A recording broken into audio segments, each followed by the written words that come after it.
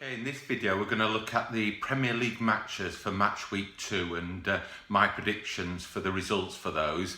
And if you want to play along, we're going to give 5 points for the correct score, forecasting the correct score, and 2 points for getting the right results, whether it be the win, draw or loss for the correct team. If you want to play along, feel free to put your predictions in the comments below, and then when I do the same video next week for match week 3, we can sort of see who came out top and see how badly my predictions were. If you want to keep up to date with videos like this, we also do player profiles, player analysis, and match previews. Click the red subscribe button below, click the bell notification, and you'll be kept up to date of all future videos that are uploaded. So we'll go on to the first match, and that's Arsenal v Burnley. It's a Saturday 12:30 kickoff, and this match is being shown on BT Sport. Now, Arsenal have got their new signing, Kieran Tierney, still injured. He's unlikely to be ready for a few weeks, but they have got Dani Ceballos and Nicolas Pepe available. We saw glimpses of them last week. Arsenal won 1-0 away at Newcastle. Burnley, they grabbed a 3-0 win against Southampton. Looking at the score, it looks like it was an easy match for them, but I don't think it was. Didn't see the game in full, but all 3 goals came in the second half, and I don't think that scoreline reflected the match. Arsenal have won the last 6 matches against Burnley.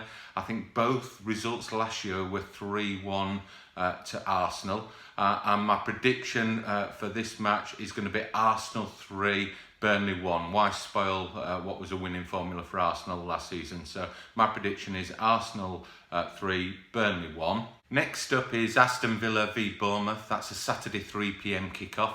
Aston Villa were beaten by Spurs 3-1 at Spurs in their last match. Took an early 1-0 lead, but defended fairly doggedly. Spurs couldn't break them down for 60-65 minutes, and then eventually went on to be clear winners at 3-1. Bournemouth, they got a draw at home to Sheffield United last week. I think that's a game they would have liked to have won, really. Home game against newly promoted Sheffield United really should have put them to the sword.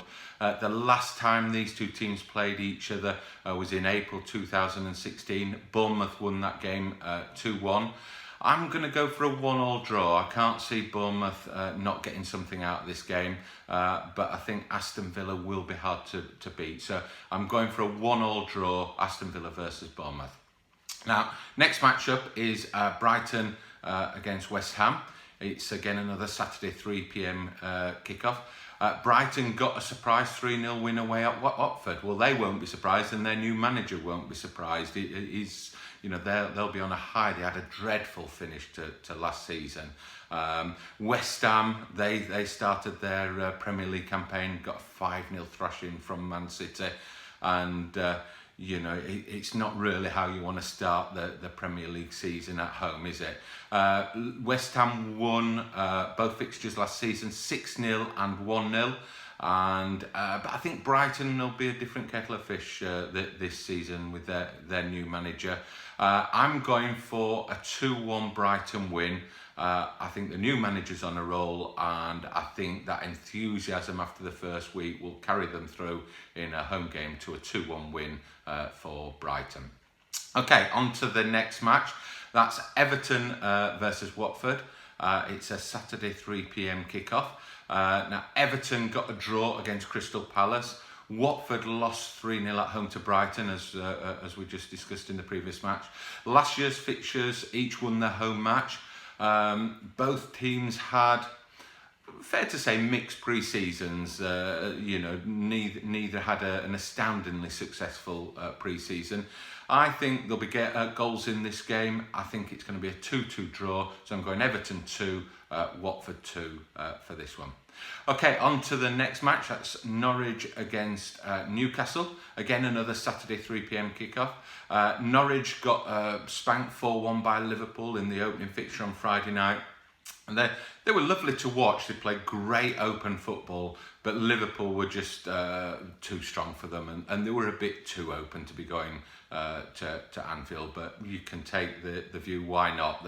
They probably didn't expect to get much out of the game and just played a nice, open, expansive football. But I think if they continue like that through the season, points could be hard to come by, because in the Premier League, any mistakes, any openings will be punished. Newcastle lost 1-0 at home to Arsenal. Watch that match in full. And Newcastle had their openings in that one, didn't quite hit the target properly.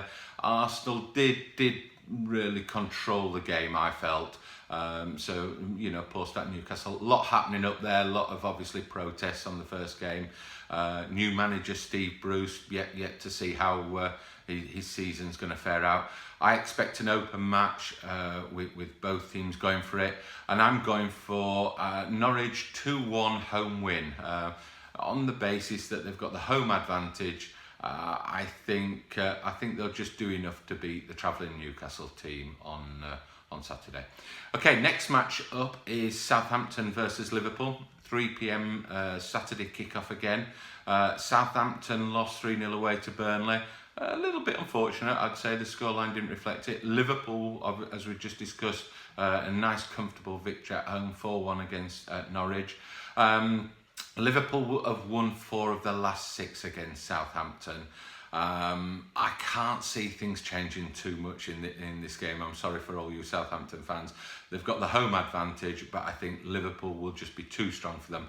I think that front line up of theirs is going to score goals most games, and I'm going to give that a 3-1 win to Liverpool. So Southampton 1, Liverpool 3 is my prediction for that one. Okay, next one up is Man City against Spurs. That's a Saturday kickoff, 5:30. The game's going to be available on Sky Sports. Spurs got their great 3-1 home victory against Aston Villa, and Man City obviously got that cracking 5-0 win away to West Ham. It's going to be, both teams are going to go for it. Both teams are going to have to put a marker down to show who's boss. Tottenham will have Lo Celso available, the new signing from Real Betis, so be interested to see whether he gets on the pitch. Man City, their weakness, if they've got any, will be central defence. They've lost Vincent Kompany, not replaced him. I don't know if you can call it a weakness as such, but that's the only area that I can see in their team. I expect Man City to test Tottenham's flanks, and I expect Tottenham to test Rodri in the holding midfield and put him under some pressure. He's obviously still adapting to the Premier League. I think both teams will go for it. Harry Kane started well with 2 goals. Raheem Sterling started well with 3 goals, so I think there's going to be goals in it.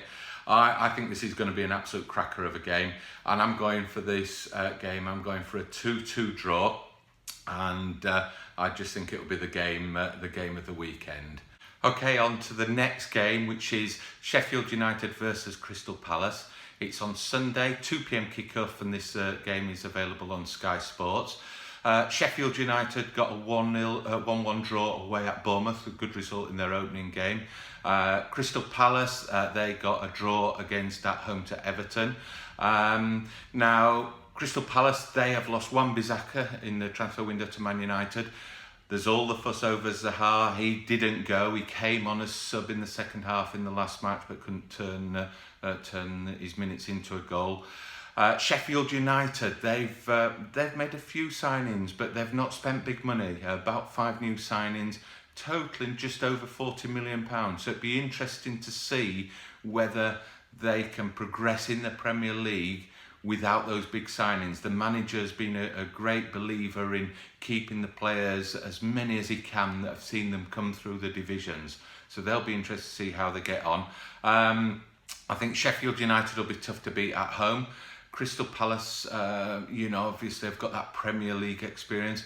I'm going to go for a 1-1 draw. Sorry, 1-1. So a 1-1 draw in this game. So on to the next match, and that's Chelsea versus Leicester. It's a Sunday 4:30 kickoff, and again that's on Sky Sports. Chelsea lost their opening game at 4-0 to Man United. They had the chances, they had the possession, but didn't convert it. And I think that's going to be their problem this year, is going to be scoring. They've lost Eden Hazard, who provided 16 goals in the Premier League. Tammy Abrahams is a great young lad, but you know, is he going to lead the line for 30-40 matches this season? Giroud didn't do well in the Premiership last year, only scored 2 goals. Leicester, in their game, they had lots of possession, shots, only 1 on target though in their game. And interestingly enough, Jamie Vardy only got 18 touches in his first match last week. No shots on target, so they need to get Jamie Vardy involved more. I've done this prediction before the Super Cup game with Liverpool, so I would have liked to have done it after to see how Chelsea got on there. I'm going to go for a 1-0 win to Chelsea, because I think Chelsea will tighten up. I think they'll play a little bit more of a rigid formation, and I think they'll grab the win 1-0 to Chelsea against Leicester. Okay, on to the last match, which is Wolves against Man United. This is a Monday evening kickoff, 8 o'clock, again available on Sky Sports. Wolves got that 0-0 draw away to Leicester in their opening game. As we just heard, Man United got that terrific 4-0 win against Chelsea at home. I expect Man United to use their speed and play on the counter in this game, so I think they'll draw Wolves in. I think they'll defend and then look to break with the obvious pace they've got in the side. With Wan-Bissaka at right back, Maguire as new centre half, I think they've tightened up that defence. So I think they can allow teams to come onto them, knowing that they've improved their defence this year. I'm going for a 2-1 away win to Man United. So Wolves 1, Man United 2. And we'll see how all those predictions work out. Like I say, if you get the win, draw, loss correct with the correct score, it's 5 points. And if you just get the correct result, but the incorrect score line, then it's 2 points. Please put your predictions down in the comments below. It'd be interesting to see how many people absolutely trash my predictions.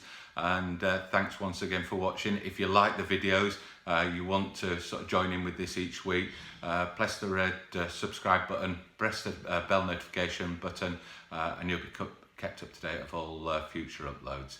Thanks again for watching.